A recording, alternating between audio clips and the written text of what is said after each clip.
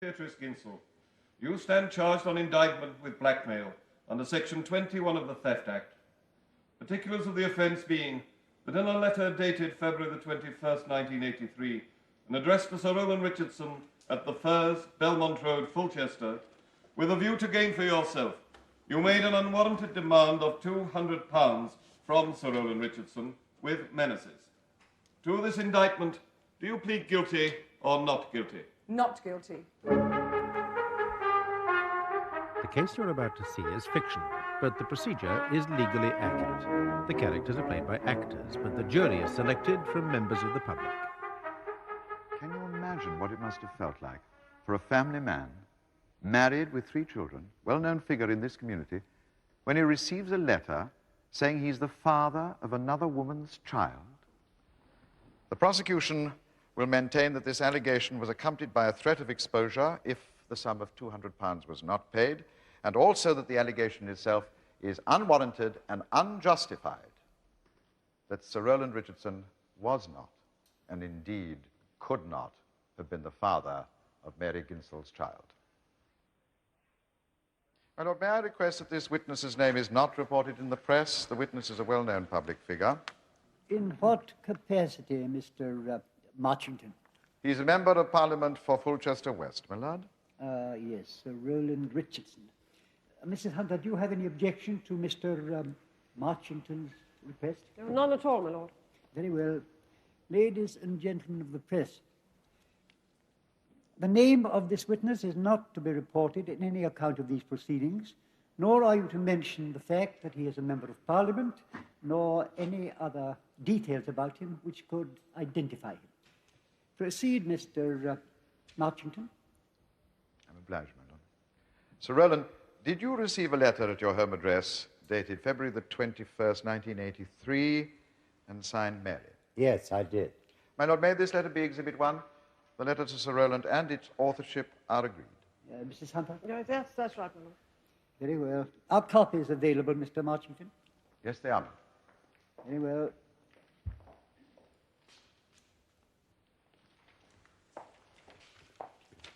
Is this the letter you received, Sir Roland?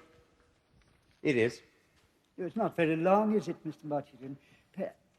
Perhaps you'd care to read it to us, Mr. Marchington. Very well, my lord. Dear Roland, why on earth have you stopped the money? What do you expect Gavin and me to live on? You can't just walk away from us like this, you know, after all I put up with. I want next month's payment. I want the £200 for March in full, and I want it now. If you don't send the money within 1 week, I shall write to the recorder about you. And how will that look come election time, Sir Roland? My dear, the letter is signed Mary. Sir Roland, did you know why the defendant, Mary Ginsel, wanted money from you? Yes. She'd frequently maintained that I was the father of her child. The child is the Gavin mentioned in the letter? Yes. And are you the father of the defendant's child? No, absolutely not. And you say this allegation was made frequently? Yes. There was a stream of letters to the Firs, my home address. Some of them were rather embarrassing. In what way? Well, they were almost love letters in a confused sort of way. She called me Roly. Said, why didn't I come to see her anymore? She said the baby missed me. Did Miss Ginsel, sort of thing. Did Miss Ginsel mention money in these letters? Obliquely. She said she was hard up. There were veiled cries for help. I felt very sorry for her. When did you receive these letters? At the end of 1982 until February 1983. Until February 83. Did you reply to any of them? No. Did you know that the defendant had also written a letter on the same subject to the Fulchester Recorder in March 83? My lord, this letter is also agreed. Very well, Mr. Marchington. Yes, I did. The editor of the Recorder, Alistair Miller, rang me. He read the letter to me over the telephone. Sir Roland, what was your relationship with Mary Ginsel? I know Mary quite well. I've known her for some years. I was honorary chairman of the Fulchester Philately Society for many years. Mary was on the committee. We're very proud of her at the society. She also acted as my agent. By that I mean she attended stamp auctions for me and bid on my behalf. Have you ever visited the defendant at her home? Yes, frequently. Now, who instigated these visits? Well, Mary. It was her flat. She invited me. When did these visits begin, Sir Roland? Late in 1979. And what was the purpose of these visits? We discussed philately. Mary would advise me on my collection generally. Then we would look at the catalogues for forthcoming auctions and decide what she should bid for on my behalf. And did these transactions involve you giving the defendant money? Yes. I gave her 1% of the value of any purchase she made in my name. And what sort of sums would be involved? Oh, quite small sums. I would spend, say, £900 at an auction. That would make Mary's honorarium £9. And when did these payments begin? Late in 1979. 79. Oh, that is before the birth of Miss Ginsel's child. Yes. Gavin was born in 1980. Sir Roland, did you always give Miss Ginsel the money personally, or did you sometimes send it through the post, or did you... I always gave it to her. There was no reason to send money through the post. Does the sum of £200 mentioned in the letter have any significance for you? Absolutely none. I was and am mystified by it.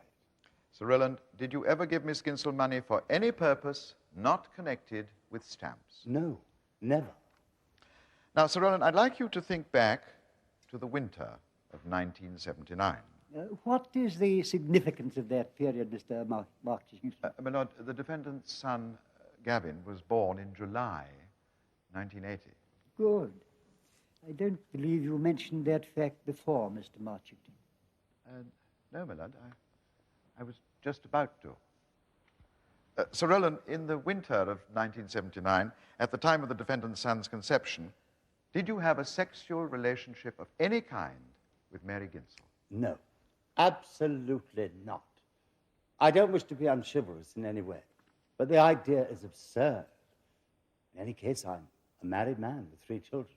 Your friendship was entirely connected with philately. Absolutely. Look, I would come in and put my albums down, with some relief, I might say, on a little coffee table that Mary had in the middle of her room. She would usually make us a cup of tea. The kitchen was across the hall. It's communal, I think. She came back and we would discuss philately. And that was all. Mary has no small talk. We have nothing in common outside stamps. Moved in completely different circles. And how often did these visits take place? In 1979, about once a fortnight. Later, they became less frequent. Our contact tailed off sometime towards the end of 1982. Did you ever see anybody else at the defendant's flat? Yes. Now and again, there was a fellow there by the name of Lee Sinclair. He described himself as a musician. When did you first meet Lee Sinclair? In 1979. The door to Mary's flat was ajar. I walked in. Mary was in her dressing gown. And there was a fellow in her bed. Later on, he came out and introduced himself as Lee Sinclair.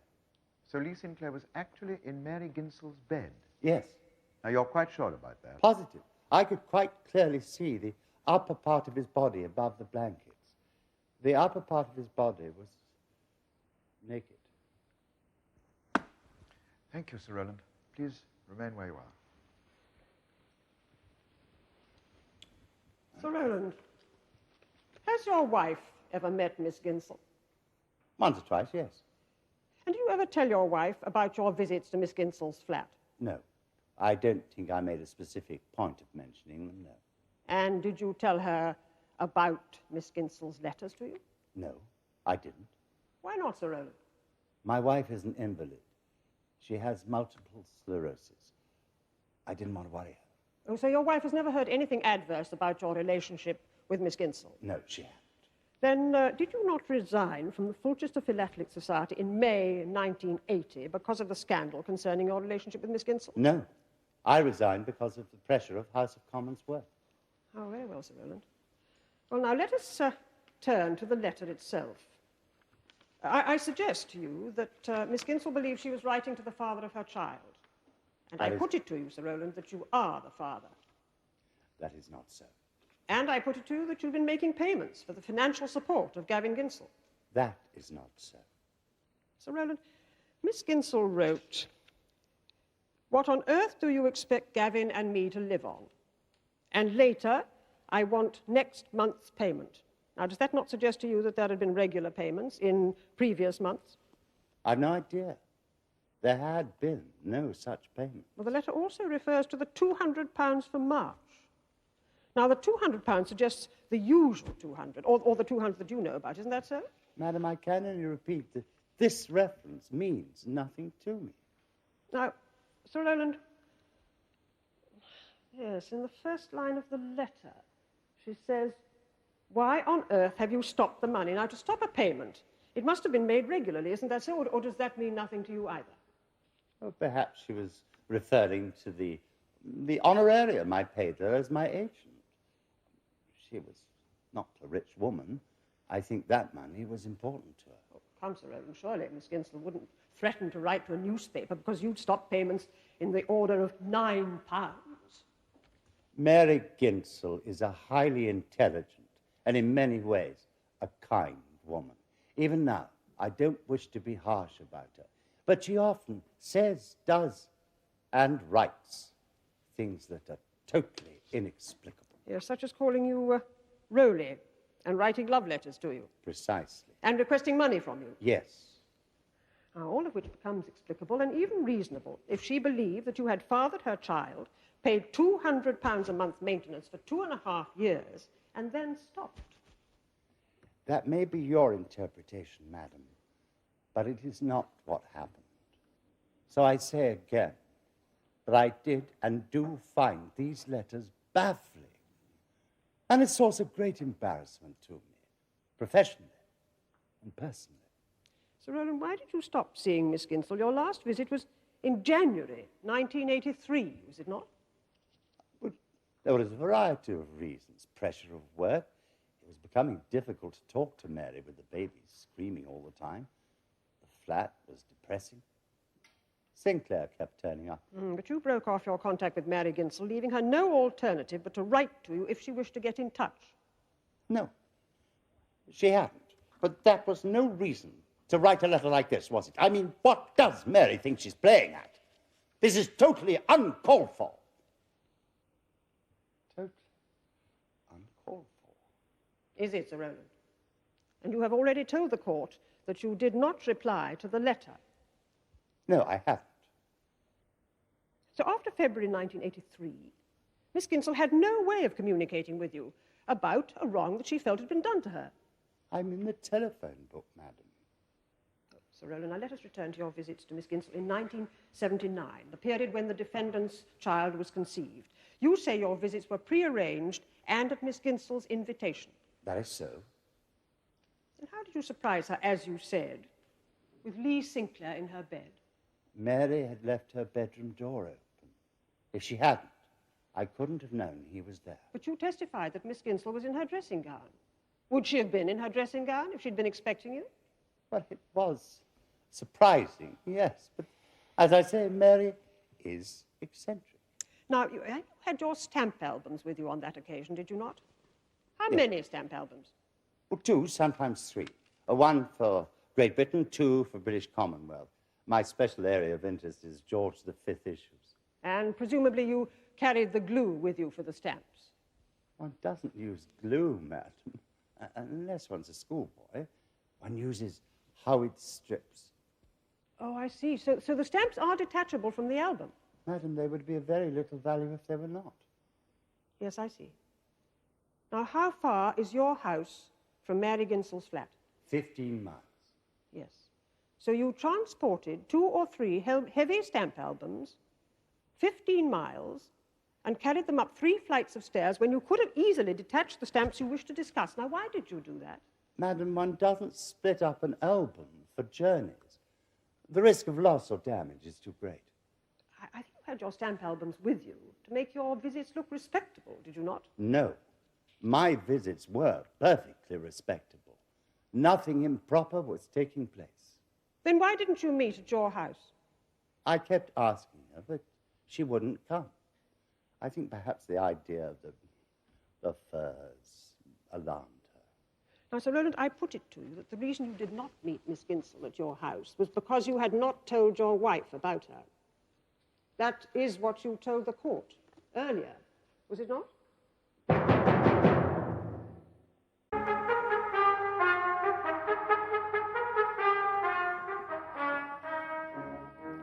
I swear by Almighty God, the evidence I give shall be the truth, the whole truth, and nothing but the truth. You are Jean Thompson of Flat 2B, Mulberry Buildings, Rawlings Road, Fulchester. Yes. What is your occupation, Mrs. Thompson? I haven't really got one. You're unemployed? Oh, no, nothing like that. I have a small widow's pension. My husband was an engineer. He was killed in an industrial accident. And I supplement the pension with various activities. I pack fireworks, I do advertising surveys. Sometimes I work for the double glazing people, and I do a bit of babysitting. Thank you, Mrs. Thompson. Your flat is immediately below the flat of the defendant, Mary Ginsel? Yes. Mrs. Thompson, could you speak up a little, please? Sorry, yes, my flat is below Mary's. Carry on, Mr. Marchington. Is there a lift in Mulberry Buildings? Oh, no, it's not that sort of place at all. Oh, so visitors to Miss Ginsel's flat have to pass your door to get to her flat? That's right. Now, you've lived at 2 Mulberry Buildings since 1979, is that correct? Yes, since my husband was killed, I had to sell the house. The court is interested in the winter of 1979. Please cast your mind back and tell the court of any visitors you saw going to Miss Ginsel's flat at that time. I think Mary's only ever had 2 visitors in all the time I've known her. Sir Roland Richardson and Lee Sinclair. And how often did Lee Sinclair visit Miss Ginsel? In the winter of 1979? Yes. Oh, he was there all the time. I saw him leave once or twice early in the morning, and I often saw him in the kitchen.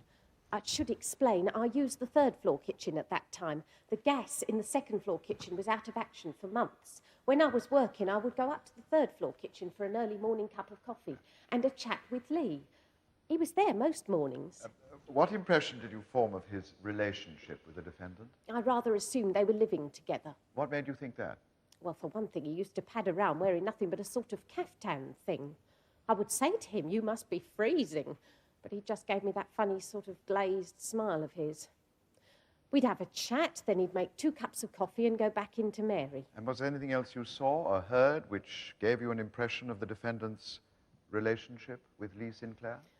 I saw them once or twice outside my flat door. I was coming in from work and they were having a quick kiss and a cuddle. I must say I thought they might have waited till they got upstairs. The only other time I saw them more or less in flagrante was a bit different. Lee was sitting on the stairs crying. Mary had her arms round him. I don't know what that was all about. I just hurried by. And aside from these chance meetings, did you ever see Mary Ginsel and Lee Sinclair socially? Not in 1979, no. I got the impression that Mary was, well, rather possessive about him. What made you think that, Mrs. Thompson? I invited Lee round for a fondue one evening. We'd been talking in the kitchen the day before and I thought it would be nice. Well, about an hour before he was due to arrive, Mary appeared at the door. She said Lee couldn't come. She said he was ill. Well, obviously, I'd bought the meat by then and I couldn't really afford it. I was rather upset. Did you believe Lee Sinclair was ill? He might have been, I suppose. His health wasn't particularly good, but at the time I thought it was an excuse. I thought they just wanted to be alone together. Mrs. Thompson, later on, when the defendant's son Gavin was born, did you ever see Lee Sinclair with Gavin? Yes. Mary and I had become much closer by then. This is 1980 to 81 you want now, is it? Yes. Yes. It's just that Mary and I did fall out later, but that's another story. When Gavin was very little, Mary used to ask me about babies. I have a son, you see, Barry. He's 17 now. I'm awfully sorry, I've forgotten what you asked me. Oh, that's all right, Mrs. Thompson. I asked you if you ever saw Lee Sinclair with Gavin. I'd like you to tell the court how Lee Sinclair behaved with Gavin. Yes. Lee used to play with Gavin. Used to sing lullabies to him. Used to goo over him. That's the only way I can put it, really. He used to go all unnecessary. Mind you, Lee had perked up a bit by then. He used to get so depressed. It was terrible. There were some mornings I'd find him in the kitchen crying. Yes. Thank you, Mrs. Thompson. Now, was it your impression that Mr. Sinclair's behavior with Gavin went beyond, say, that of a friend of the family? Oh, definitely. Now, returning to the winter of 1979, you said that you'd met Sir Roland then. Oh, yes, when did you first see him? In October 1979. And where was this meeting? Well, I often saw him on the stairs. He was always a bit out of breath, puffing and blowing, carrying his stamp albums. Did you ever speak to him? Oh, not then, no. He just used to say, "Good day, madam," and that was it. But a bit later on, this is still 1979, I think, yes, he knocked on my door and we met. Why did he knock on your door? Well, he gave this thunderous knock. I very nearly didn't open up at all. Then he said, "Madam, there's a very strong smell of gas coming from your kitchen." Well, I knew that, obviously. That's why I was using the kitchen upstairs. Well, then what happened? He marched straight in, grabbed the telephone and dialed the gas board engineer. Not the showroom, Mark. You Lord knows how he knew the number. Anyway, the gas board people were there in half an hour, and I'd been trying to get them to come for a month about one thing and another. And was that the only meeting, your only meeting with Sir Roland? Oh, no. He insisted I came down to his constituency surgery the next time. We went through all the problems at Mulberry Buildings, the gas and the damp course, and we were having awful problems with vandals. Anyway, Sir Roland went through all that, and he wrote to the landlord. He was marvellous. Did Miss Ginsel ever mention Sir Roland? Oh, yes. Did she ever intimate that she had a sexual relationship with him? Good heavens, no. I wouldn't have believed it if she had. Thank you, Mrs. Thompson. You're welcome.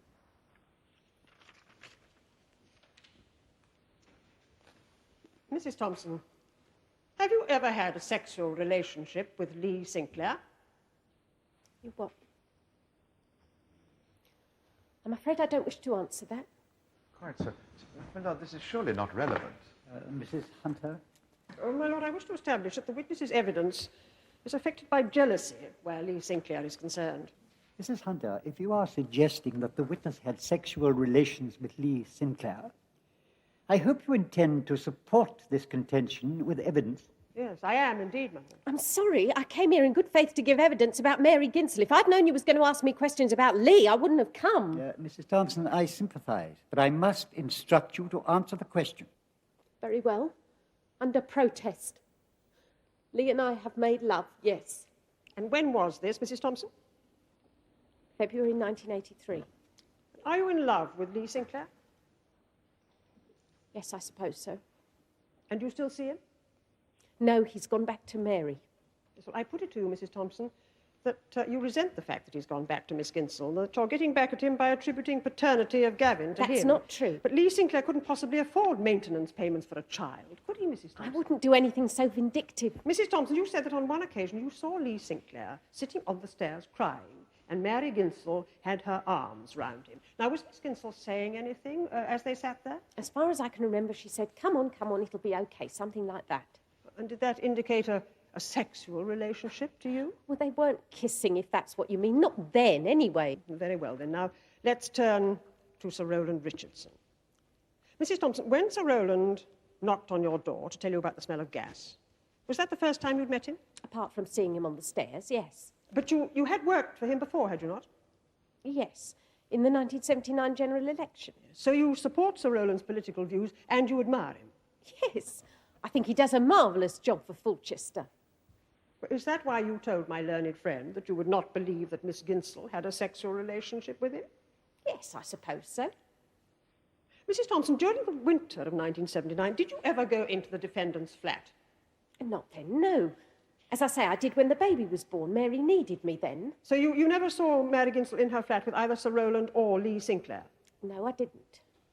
And did you ever see anything that indicated the purpose of Sir Roland's visits to Miss Ginsel? They talked about stamps. Yes, but as you never saw them talking about stamps, this view is based entirely on the fact that Sir Roland was carrying stamp albums with him when he went up the stairs. Isn't that Mrs. Thompson?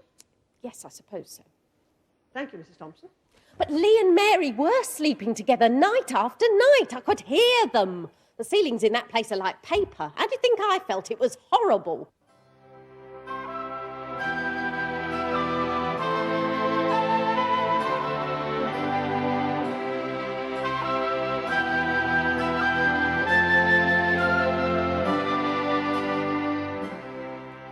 The case of the Queen and Ginsel will be resumed tomorrow in the Crown Court.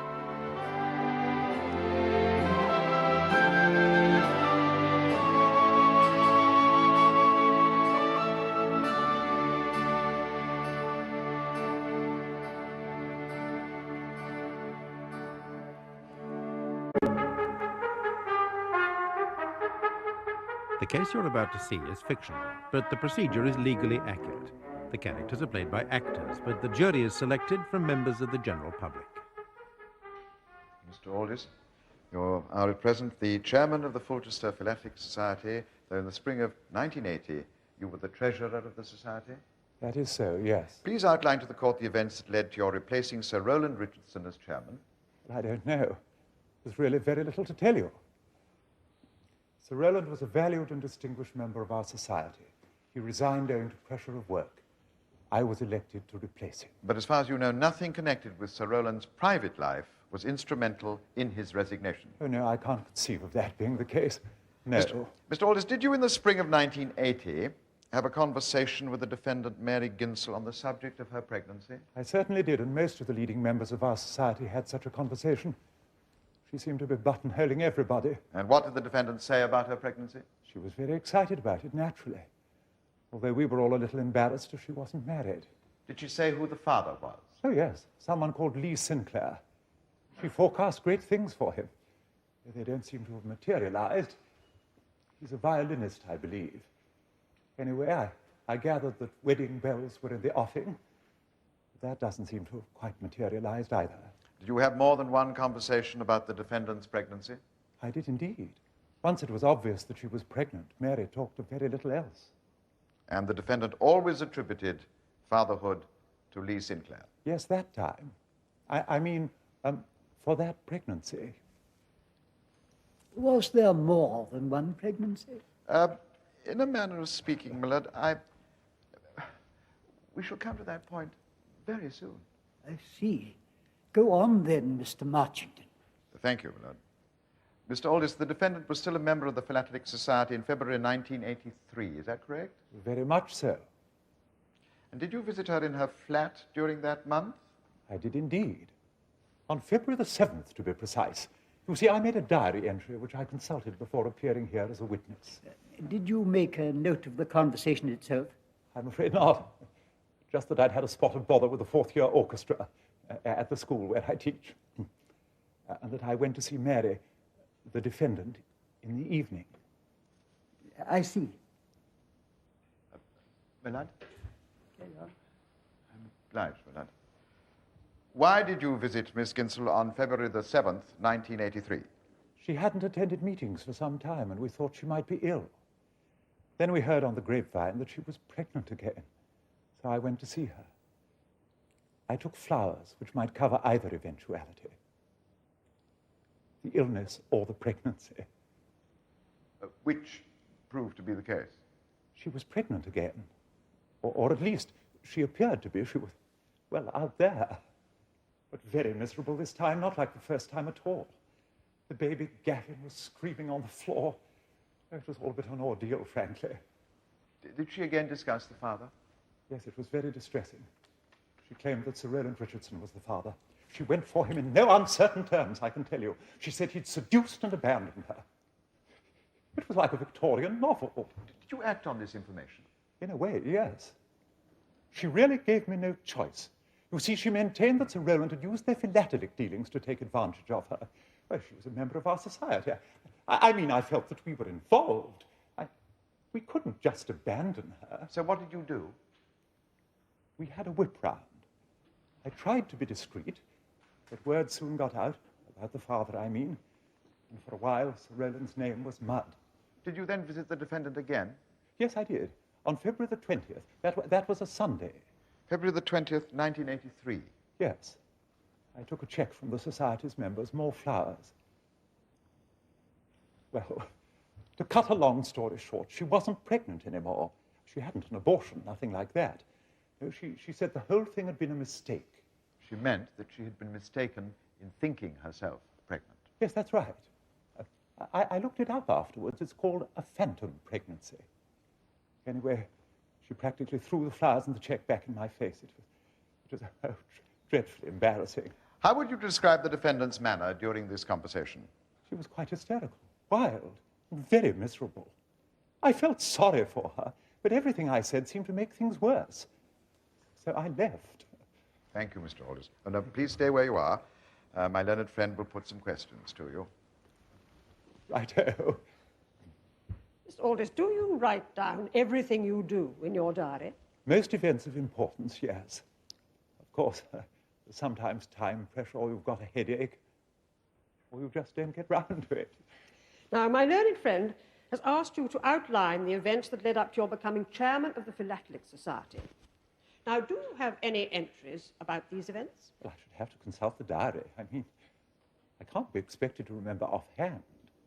But, Mr. Aldis, would you have made diary entries about these events? Weren't you on holiday for 3 weeks before you were elected chairman of the society? Oh, yes, of course I was. Yes, you're right. Well, so if there was any discussion of Sir Roland's resignation immediately before the event, you wouldn't have heard of it, would you? Not during those 3 weeks, no. Now, Mr. Aldis, I put it to you that the discussion of Sir Roland's relationship with Miss Ginsel was widespread in the Philatelic Society.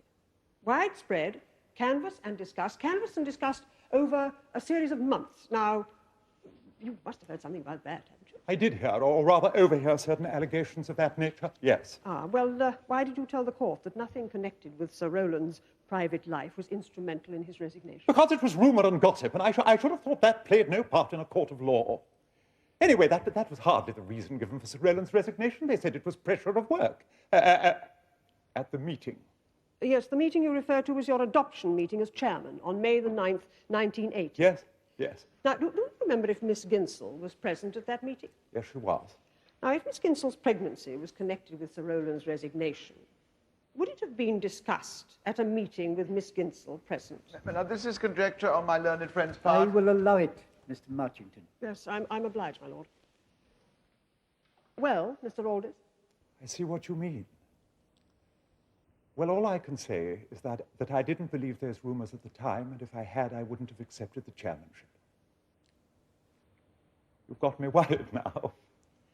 Thank you, Mr. Aldis. I have no further questions, my lord. I have been editor of the Fulchester Recorder for 15 years. Mr. Miller, did you receive a letter dated March the 17th, 1983, and signed Mary Ginsel at the Fulchester Recorder's office? I did. My lord, may this letter be Exhibit 2? There are copies. Very well, Mr. Marchington.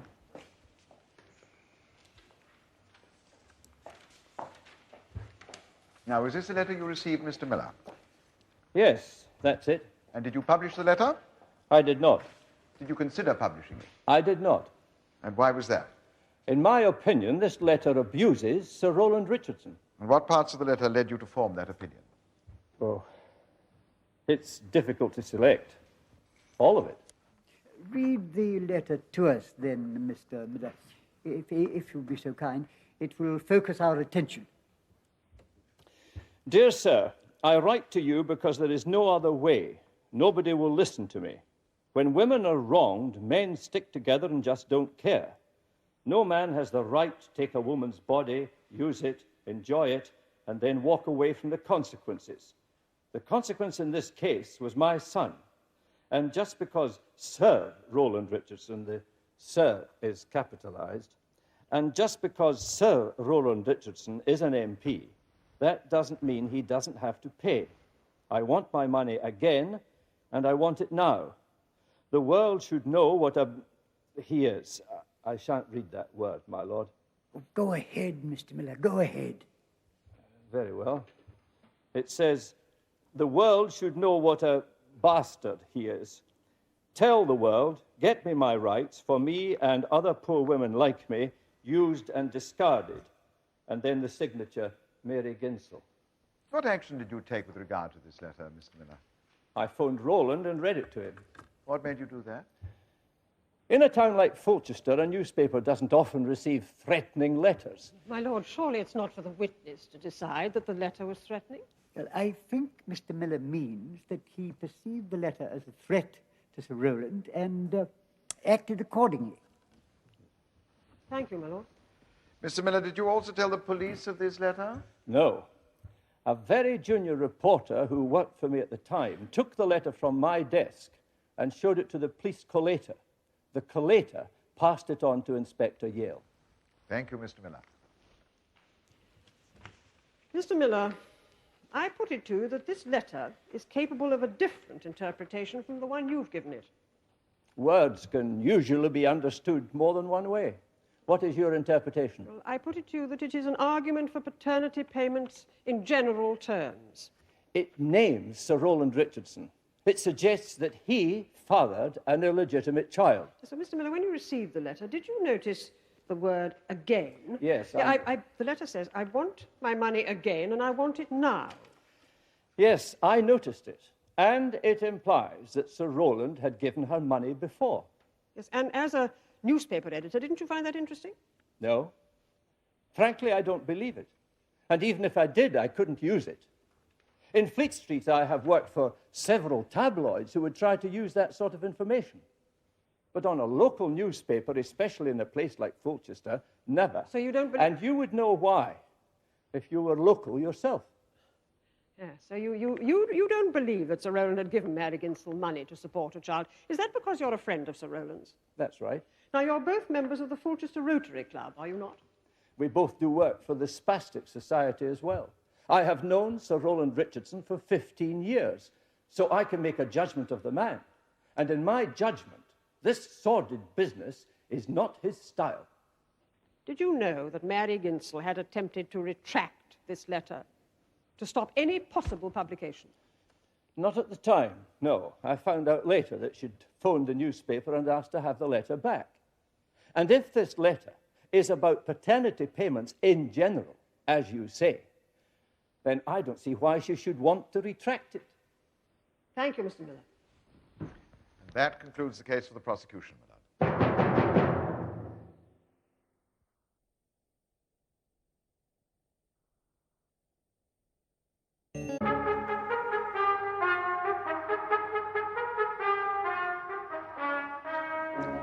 You are Mary Beatrice Ginsel of flat 3B, Mulberry Buildings, Rawlings Road, Fulchester. Yes. What is your occupation, Miss Ginsel? I'm unemployed now. My last job was library assistant at Fulchester Public Library. Before that, I was a supply teacher. Miss Ginsel, have you been convicted of any offence at any time? No. Now, when and where did you first meet Sir Roland Richardson? When I first came to Fulchester, 1979, I met him at the Philately Society. And at this time, did you have any contact with him outside the society? Yes. Roland wanted to consult me about his own collection, so after society meetings, we'd go to the pub for a drink. That's the Foresters, just round the corner. There were just the two of us because Roland wanted to consult me in private, or so he said. Did you disbelieve him? Not at the time, no. But in view of what happened later, I wonder if he looked on me as an easy catch. Solitary spinster with no friends. But at the public house, your contact was solely business. Well, on the surface, yes. We only talked about stamps. His stamps. But there were looks and smiles and indications in his manner that we had, I don't know, got away from all the others. How would you describe your relationship with Sir Roland at this time? I didn't like him. I never actually liked him. But he has a way of giving you all his attention, or he seemed to. And painful though it is to admit it, when you open the Times and you see a name printed there and you think I was in the pub with him last week, it was flattering. Sir Roland testified that you invited him to your flat. Roland Richardson, KBE. Actually invite him to sit at the Formica table and admire the damp patches? No, I wouldn't have dared. Now, what about later, between 1979 and 1983? Did you ever invite him then? No. Even when our relationship had changed, I'd have been too ashamed. He found out my library hours and he came whenever he wanted to. He knew I'd always be in. Now, Sir Roland also testified that he invited you to his home on several occasions. You'll be lucky. No, definitely not. He never invited me and I never went. He always came to Mulberry Buildings. And what was the purpose of these visits? Stamps. At least that's how it started. So there was another reason for Sir Roland's visits, apart from stamps? Yes. He made a pass at me the second or third time he visited. How did he do that? He kissed me on the neck and then he said, right, now let's go through to the bedroom. There were also some compliments which I don't particularly want to repeat. And did Sir Roland have intercourse with you on that occasion? No, but the pass became a regular feature of the visits. Oh, did you object to that? Frankly, no. I was lonely. And for the first time in my life, I felt I existed in some way. I mean, I've never achieved anything, except stamps. I can't even hold down a job, no matter how lowly. And suddenly, I was Sir Roland Richardson's mistress. So you did eventually have sexual relations with Sir Roland? Yes. And when was this? The first time was October the 5th, 1979. Oh, you remember the exact date? I shan't forget it. It was the first time it had ever happened. So you were a virgin before that time? Yes. Do you think that had any bearing on your relationship with Sir Roland? Well, if I'd had more experience with men, maybe I'd have seen through him. Maybe I was just naive, I don't know. Now, after October 1979, did you continue to have sexual relations with Sir Roland? Yes. Funnily enough, it never occurred to me that I could say no after the first time. We always finished the stamp business first, though.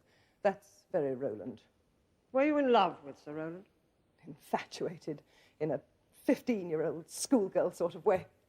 I'm not very mature emotionally, as you're all no doubt noticing. The stamp dealings continued in exactly the same way after your relationship with Sir Roland had changed? No, they increased. It was October, November time that I started going to auctions for Roland. He'd tell me what he was interested in, and I'd take the day off work and go and bid for it. And did he pay you for this? Yes, he gave me 1%. An honorarium, he called it. That's very Roland, an honorarium. Now, this fee, or honorarium, presumably wasn't very important to you. Oh, good God, no. I went because Roland said so. He was using me. Well, no. To be honest, I liked the auctions, too. It was the stamp world at a very high level. I spent hundreds of pounds for him. And I discovered that I was good at it, which was nice. Yes, I see. Now, Miss Ginsel, in the winter of 1979, did you know Lee Sinclair? Yes, I did. We met when we played together in a string quartet for a while, which makes us sound as if we're on the same level musically, which we're not. Lee has a real talent, and I still think he's going to make it as a violinist. I just play the violin, badly. Now, apart from your musical contact, what was your relationship with Lee Sinclair in the winter of 1979?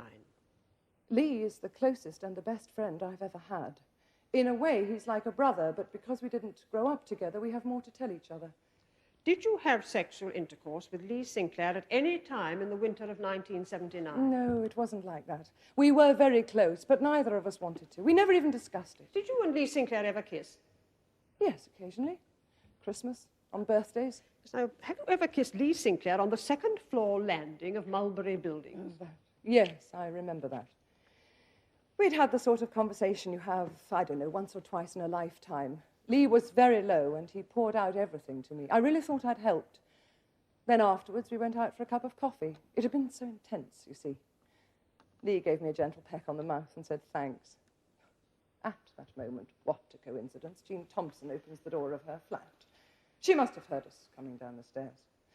She just stood there looking furious. Lee and I burst out laughing. Mrs. Thompson has testified that she saw Lee Sinclair leave your flat early in the morning and go into it through the adjacent kitchen wearing only a caftan. Yes, that's perfectly true.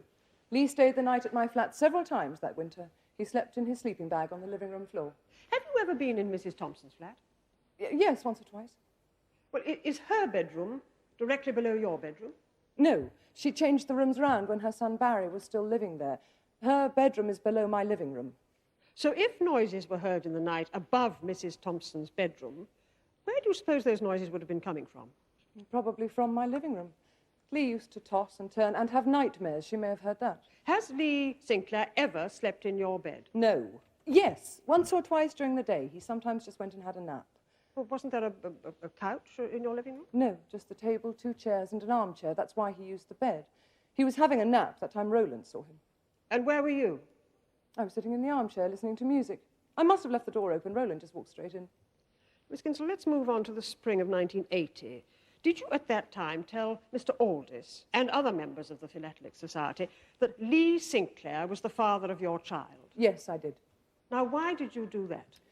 Roland was getting worried about the rumours that were going round about us. I think he thought people were laughing at him. Not much of a catch, you see. And Roland is paranoid about what people think of him. Anyway, we agreed to say that Lee was the father. And were any financial arrangements made concerning the baby, Miss Ginsel? Yes. Eventually, Roland agreed to pay maintenance of £200 a month, which he can well afford, I might add. And did Sir Roland pay these sums monthly? Yes. From Gavin's birth in July 1980 to December 1982. Well, that's 30 payments of £200 each. Now, how was this money transferred? He posted it in £10 notes every month. He never gave it to you when he saw you? Not once. He never gave it to me. He never spoke about it. And there was never a letter with it, not a line to ask about Gavin. The money just arrived. Yes. I see. Now, what happened in February 1983? I walked into a nightmare. Honestly, that's the only way to describe it. Lee was away. He'd gone to Scotland to think things over. Roland said something about not having any money or something. And then he just stopped coming. He just didn't turn up, not a word. And no money came in January or February. And there were other occurrences that February, were there not? There certainly were. Gavin got ill. He got colic, and I had to stay at home and look after him. First day back at the library, there was an almighty row with the senior librarian. Oh, I don't blame her. I should have told them sooner about Gavin being ill. And they kept warning me about missing work for the auctions. I was in trouble already. Anyway, after the row, I just walked out. Then I get a letter. They're assuming my contract has been terminated. I was going to go back and apologize, but I didn't in the end. End of job. What did you do at this point? Well, I had no money at all. Not a penny. I didn't know what to do. I just picked Gavin up and gave him a cuddle and went straight to bed. I used to lie awake at night thinking they'd put me and Gavin on the street if I didn't pay the rent. I nearly went mad. I had a week of that, and then I started to swell up. Thought I was pregnant again, but I wasn't. And who did you think was the father? Oh, there was only one candidate, the gallant knight Sir Roland. Miss Ginsel, please answer the questions neutrally. This ironic tone won't help your own case, you know. No. No, I'm sorry. I'm obliged, my lord. Miss Ginsel, you've described your circumstances at the time you wrote the letter, February the 21st, 1982. What were your feelings towards Sir Roland at that time? I was furious. I felt it was all his fault. Yeah, but was there no alternative to writing this sort of letter at this sort of time? Well, I couldn't see one. I could have written a much harder letter. It would still have been fair enough. Miss Ginsel, in your letter to Sir Roland, you say, "You can't just walk away from us like this." Yes, now what did you mean by that? The money had stopped. He didn't visit us anymore. I thought he'd abandoned us. I just couldn't see how I was going to bring Gavin up. Yes, I see. Now, I have just one more question to ask you, Miss Ginsel. Has there ever been any doubt in your mind as to who was the father of your child? How could there be any doubt? Roland was the only man who had ever made love to me.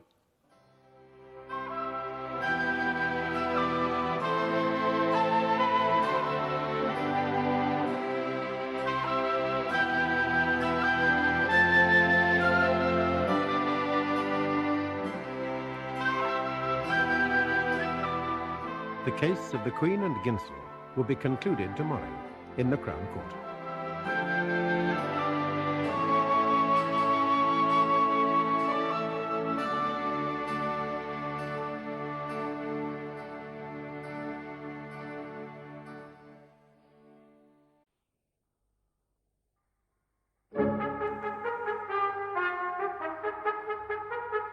The case you're about to see is fictional, but the procedure is legally accurate. The characters are played by actors, but the jury is selected from members of the general public. Miss Ginsel, on the 21st of February in 1983, you wrote the following. I want the £200 for March in full, and I want it now. If you don't send the money within 1 week, I shall write to the recorder about you. And how will that look come election time, Sir Roland? My dear, you threatened Sir Roland with public exposure if he didn't pay you some money, didn't you? Yes. But I was entitled to that money for Gavin. And Roland had been paying it for 2.5 years. I was only asking him not to stop. Asking, Miss Ginsel? You wrote, and how will that look come election time? You were threatening Sir Roland's political career, not to mention his good name, and his family life, if he didn't pay up, weren't you? I would never really have threatened Roland or harmed his career. I've got nothing against him, except that he stopped the payments when he was just a bit low on money. Miss Ginsel, if you did not wish to harm Sir Roland's political career, was it proper to write to the Fulchester recorder about him? You did that on the 17th of March, 1983, now didn't you? Yes, but I knew it wouldn't be published. How did you know that? Because Roland's name was in it. But if you didn't intend it to be published, why did you make what the court has been told was a general argument for paternity payments? I was letting off steam. I don't know. And I did think of other women in my position, too. Very well. You wrote a letter in the belief that it would not be published. What then was the point of writing it? Partly to make myself feel better. Partly because I knew the editor was a friend of Roland's. I see. So you didn't intend to expose Sir Roland to the whole of Fulchester, but only to his friends? I hoped the editor, what's his name, Miller, would speak to Roland, and that Roland would get the wind up and go on supporting Gavin. All right, let's return to your letter of the 21st of February to Sir Roland, Miss Ginsel. Now, if you believe someone to be the father of your child, you can institute affiliation proceedings, which would have meant there was no need to write to Sir Roland at all. Mr. Marchington, do you go to law every time a bill isn't paid, or would you write to the person who owed you the money first? I'm afraid you can't cross-examine counsel, Miss Ginsel. Counsel will put the questions. Very well. Here's the answer. Your question seems to assume that Roland had never paid maintenance. He had. He'd been paying it for 2.5 years. All right. When he stopped, I wrote to him. Miss Ginsel, let's take a similar situation. You were dismissed from the library. Now, did you write to the library? Did you write to friends asking for money? Or did you go through the properly constituted channels and claim unemployment benefit? Well, in that case, I claimed unemployment benefit, but it's hardly the same thing, is it? Why not? Well, it just isn't. I mean, the dole's routine. Very well, and as you say, you were penniless. Did you also claim supplementary benefit? Yes. Was that routine? No. Oh. And did the supplementary benefit office undertake to pay your rent? I think they may have done. Miss Ginsel, did the supplementary benefit office pay your rent for February 1983, or did they not? Yes, they did. So the account you gave to the court of your financial position in February 1983, and in particular that you and Gavin would be put out on the street if you didn't pay your rent, was a little exaggerated, wasn't it? Perhaps. But only a little. I was desperate. You try watching your baby playing, wondering how you're going to feed and clothe him. That's why the letters are so, I don't know, frightened. And I regretted the one to the newspaper. I tried to get it back, but I had a right to ask Roland for that money. Miss Ginsel, let's turn to your relationship with Sir Roland. You say that the first time he visited you, he came entirely unannounced and uninvited? Yes. It surprised you that a busy member of Parliament should just drop by, risking a great loss of time if you were out? Yes, it did. I just looked like the sort of person who's always in, I suppose. Miss Ginsel, you say that you had sexual relations with Sir Roland on October the 5th, 1979, and subsequently. Now, it's in the nature of the act that this cannot be corroborated, and it's Sir Roland's word against yours. But as you've told the court, this was the first consummated sexual act of your life. Did you seek contraceptive advice at this time? No, I didn't. And as you told Mr. Aldous that you were pregnant by Sir Roland in 1983, you presumably still had not sought contraceptive advice? No, I hadn't. I didn't need to. Roland was taking care of that. You mean he was using a sheath? Yes. My lord, this line of questioning is embarrassing to Miss Ginsel. Is it really relevant? My lord, as I said in my question, evidence in this area is necessarily circumstantial, but the existence or non-existence of sexual relations between the defendant and Sir Roland is indeed relevant. I agree with you, Mr. Marchington. Carry on. I'm obliged, my lord. Miss Ginsel, if, as you say, Sir Roland was taking contraceptive precautions, how did you become pregnant in 1979? God, this is humiliating. It went wrong. You mean the contraceptive was faulty? It must have been. Gavin wasn't planned, but I don't love him any less for that. Did you say you again believed yourself pregnant by Sir Roland in February 1983? Now, how was that? Well, as it had happened once, I thought it had gone wrong again. Very well, Miss Ginsel. Now, you say that Sir Roland made 30 payments to you, each of £200, and this money was sent in cash through the post? Yes. Do you have any of the envelopes that the money was sent in? No. The money arrived, I put it in my purse. Then I threw the envelopes away. I saw no reason to keep them. You put the money in your purse? I mean, did you later bank it? No. Well, £200 is rather a large sum of money to carry around, Miss Ginsel. Do you have a bank account? Yes. But not once did you pay any of this money, totaling £6,000, into your bank account, despite the fact that you were earning at that time? Is that what you're trying to tell the court? It wasn't convenient On to the bank contrary, it. it's most convenient, Miss Ginsel, because any money paid into your bank account would be traceable from the bank's record. I lived off it, that's why. In all your questions, Mr. Marchington, you set up some abstract ideal of logical behaviour and then criticise anybody who deviates from it. Miss Ginsel, you must confine yourself to answering counsel's questions. I'm sorry. It's just that everything looks so different from a court. Standing here, I actually feel guilty, and I'm not, you know. That is for the jury to decide, Miss Ginsel. Now, just please answer the questions. Carry on, Mr. Marchington. Thank you, my lord. Miss Ginsel, you told the court Sir Roland was very cool with your son, Gavin. Is that right? Yes, he ignored Gavin. In contrast with Lee Sinclair's behaviour with Gavin. Now, let's turn to your relationship with Lee Sinclair at the time of Gavin's conception. Now, you told the court he spent the night in your flat on how many occasions? I really can't remember. Oh, come, Miss Ginsel, you can surely do better than that. Please don't patronise me, Mr. Marchington. No offence was intended, Miss Ginsel. Nevertheless, Mr. Marchington, perhaps you would rephrase the question. Certainly, my lord. Miss Ginsel, did Mr. Sinclair spend, say, 5 nights in your flat, or between 5 and 10, or more than 10? In the period we're talking about, from October to, say, November in the year before Gavin was born, I'd say he stayed between 5 and 10 times. Oh, it was Mrs. Thompson's impression that he virtually was living with you. Well, Mrs. Thompson was wrong. Her little early morning talks with Lee meant so much to her, she probably remembers more of them than there really were. But your memory is accurate on the subject, is it, Miss Ginsel? You seem to be struggling to remember a moment ago. Okay. I'm sure it was somewhere between 5 and 10 times. I see.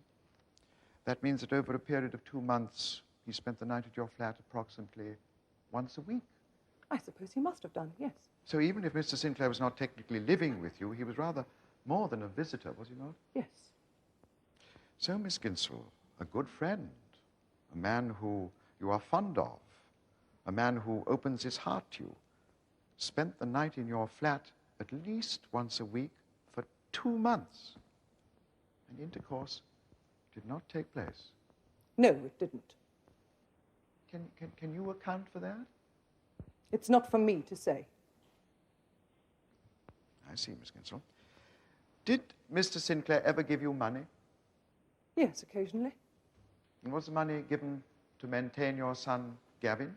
Partly. It was for both of us. Miss Ginsel, you testified that you misinformed members of the Philately Society about the paternity of your son. You told them that Lee Sinclair was the father, which you now deny. Did Mr. Sinclair agree to saying that he was the father? Yes, he suggested it.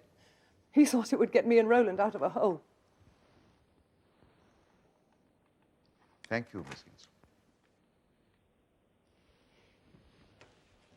Miss Ginsel, do you usually keep old envelopes? No. Thank you. And you consider yourself a well-organized person where money is concerned? No.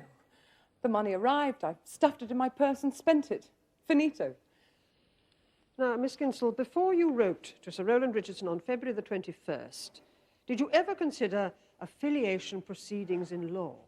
And did I consider flying to the moon? Miss Ginsel, I think I understand what you mean, but please answer counsel's questions neutrally. Yes, my lord. No, Mrs. Hunter, I didn't consider it. It wasn't necessary at the time. It only needed a letter. And anyway, if I had started affiliation proceedings, it would have made trouble for Roland. It shows you what a fool I am, doesn't it? Thank you, Miss Ginsel.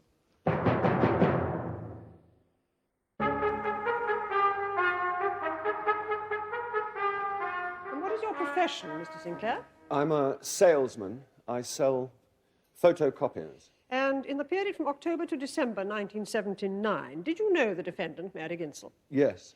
And what was your relationship with Miss Ginsel? Mary was and is a close friend. But by the end of 1979, she was more like my psychiatrist. Could you explain what you mean by that? Yeah, sure. I was having a crisis. Call it a breakdown, if you like. Mary helped me. Well, how did this breakdown come about? I was brought up to be a musician. By 1979, it became clear that I was not good enough. I was good, but not good enough. I thought I'd accepted it. I went back to Fulchester and joined an amateur string quartet. Oh, that was the Fulchester Felix String Quartet, of which Miss Ginsel was also a member. That's right. It was the worst thing I could have done. Oh, why was that? Because suddenly I was a marvel again, big fish in a small pond, and I couldn't take it. I started feeling depressed. That had happened before. And I was still taking the pills, amitriptyline. And then I had the breakdown, and as I say, Mary helped me. Was your relationship with Miss Ginsel sexual in any way? No. At that time, I had no sex at all for about 6 months. So at the time of the conception of Miss Ginsel's child, say October to December 1979, you did not have sexual intercourse with Miss Ginsel? No. I talked and she listened. As I say, it was like Freudian analysis, but with a good friend. Did you ever stay the night at Miss Ginsel's flat? Yes. Sometimes I was in no state to get home, and anyway, we'd sometimes talk, or I'd talk, until long after the last bus had gone. Now, Mrs. Thompson has testified that you and Miss Ginsel, she saw you kissing and cuddling outside the door of her flat. Mary is a warm and demonstrative person. She often used to put her arm round me. I literally cried on her shoulder. And anyway, I wouldn't take too much notice of anything Jean says. She's very possessive. Yes. Mr. Sinclair, it is not for you to say how reliable the testimony of other witnesses is. I'm sorry. Mr. Sinclair, when you spent the night at Miss Ginsel's flat, where did you and she sleep? She slept in her bed. I slept on the floor of the living room in a sleeping bag. Sir Roland Richardson has testified that he saw you in Miss Ginsel's bed. Well, I often used to crash out in Mary's bed sometimes, during the day. Sometimes I just lay there and cried. I'd been asleep that time when Sir Roland came in. He woke me up. Did you and Miss Ginsel ever get into bed together? No. Are you quite sure? Yes. And did you continue to see Miss Ginsel after the winter of 1979? Yes, I still see her. She's still a close friend. And, Mr. Sinclair, did you see anything that might account for any change in the finances of Miss Ginsel's situation after Gavin was born? Yes. Money began to arrive from Sir Roland through the post. The monthly maintenance payments for Gavin. Yes, indeed, Mr. Marchington. Mr. Sinclair, did you see this money arrive through the post? Oh, yes. You actually saw it being delivered? Yes, 2 or 3 times. And did you see anything to connect this money either with Sir Roland Richardson or with Gavin? I didn't actually see anything, no, but Mary had said that... You may not tell the court what Miss Ginsel said. That is hearsay. You may only describe what you actually saw. That's a bit strange, isn't it? It may strike you as strange, Mr. Sinclair, but it is part of the law of evidence. And there are very good reasons for it, I assure you. All right. I'm obliged, my lord. Now, Mr. Sinclair, with regard to these envelopes, what did you see at Miss Ginsel's flat? Well, the post arrived. Mary would run to get it, as she usually does. Then she would open it, pour the money out onto the table and count it. And when was this, Mr. Sinclair? I don't remember exactly. As I say, it happened 2 or 3 times. Once she was wearing a summer dress, I remember. So that was probably summer 1982, July or August. The other time was later that same year. And how much money arrived through the post? £200 in £10 notes. Thank you, Mr. Sinclair. Mr. Sinclair, I fail to understand why being the best musician in the Felix String Quartet should precipitate a nervous breakdown. I didn't say that exactly. May I explain? Oh, yes, please do. I was a gifted child musician. I went to the London Violoncello School when I was 6. I can't remember a time when I couldn't play music. When I realized that I wasn't good enough, I had nothing. But I sublimated that. I didn't let myself react. So, playing with amateurs back in Fulchester was like a caricature of everything I thought my life was going to be. Sometimes I showed off. Sometimes I just played badly. Then, the crisis that I should have faced earlier hit me.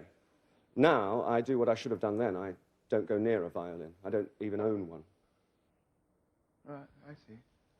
And this crisis, this breakdown, was quite severe, was it? It was what is commonly known as a nervous breakdown. I spent whole days crying. Yes, it was quite severe. How long in the winter of 1979 did you stay at Miss Ginsel's flat? I didn't stay there at all. I continued to live in my own room across town. You told the court you sometimes spent the night in Miss Ginsel's flat. How many times did you do that? It's very difficult to be precise. It was 4 years ago, and I was drugged to the eyeballs. I was still taking the pills, you see. I'd say perhaps 4 or 5 times. Oh, Miss Ginsel's estimate was between 5 and 10 times. Okay. You accept that? Yes. And you slept on the floor in a sleeping bag? Yes. And you were never once tempted to make love to Miss Ginsel? No. And I couldn't have made it if I'd wanted to. What do you mean by that, Mr. Sinclair? Could you repeat that, Mr. Sinclair? I didn't quite hear what you said. I didn't say anything. You most certainly did, Mr. Sinclair. Please repeat it. Don't tell them, Lee. They've pried enough. It doesn't Miss matter. Ginsel, if there is another outburst like that, I will have you kept below. Now, Mr. Sinclair, please repeat the phrase that you said earlier. I said that I couldn't have made it if I'd wanted to. Not then. I became impotent. I don't know whether it was pills or part of the breakdown, but I couldn't have sex. Carry on, Mr. Richardson. I see. Yes, so this is a sudden revelation, Mr. Sinclair. Why didn't you tell the court about this before? It's not the sort of thing you shout from the rooftops. Mr. Sinclair, if you didn't attempt to have sexual intercourse with Miss Ginsel, how can you be so sure that you were impotent? I tried to have sex with other women, mainly prostitutes. I see. And how long did this incapacity last? You implied that it was temporary. Strangely enough, it lasted until I got a job. I stopped taking the pills and generally came back to life. When did you get this job? Early in 1980. Oh, so the time you say you were impotent corresponds exactly with the time you spent at Miss Ginsel's flat. Yes. Yes. Look, these are medical facts. You can check with my GP. Is that what you did, Mr. Sinclair? Did you research your story before you gave evidence? No.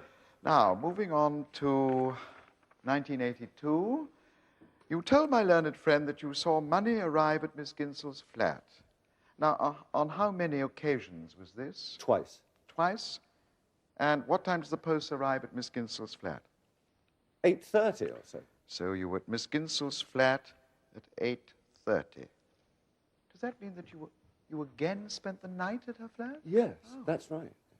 And in the summer of 1982, was your relationship with Miss Ginsel still platonic? My lord, the question has no bearing on the paternity of a child conceived in 1979. My lord, I'm merely trying to establish the witness's current relationship with the defendant, my lord.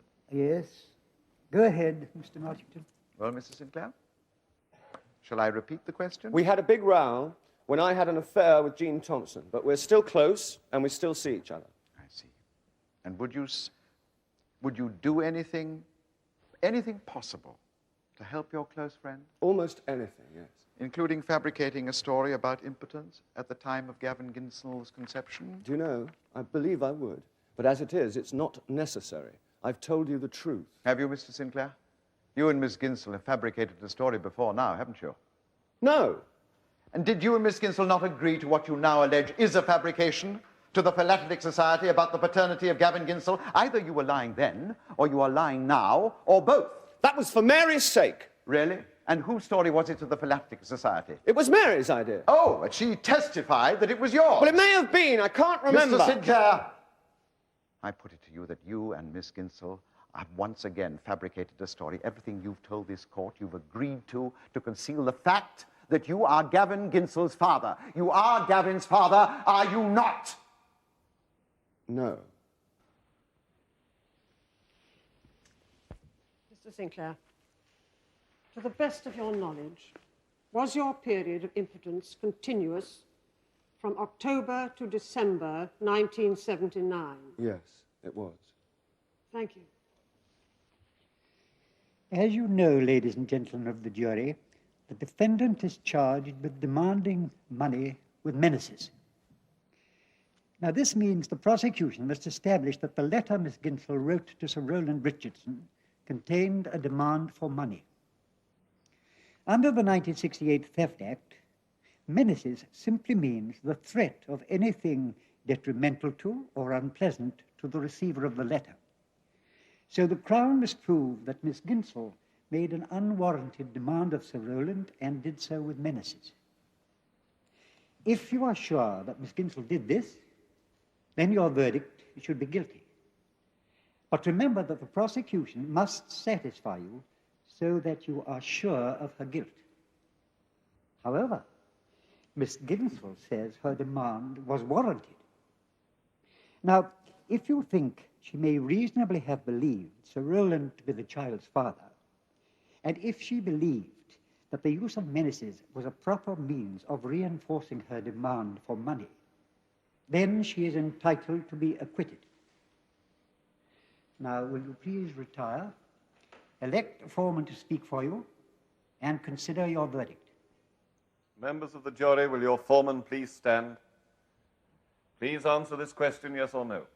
Have you reached a verdict on which you are all agreed? Yes. Do you find the defendant guilty or not guilty? Not guilty. Mary Beatrice Ginsel, you are free to go.